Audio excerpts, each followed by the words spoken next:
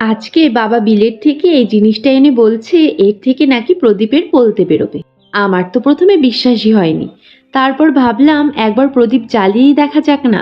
তাই প্রথমেই বাবা এগুলোকে ছোট টুকরো করে কেটে দিল, আর আমি এর বলতেগুলোকে বার করে নিলাম। এদিকে গোলু ভাবছে এগুলো হয়তো ওর খেলার জিনিস।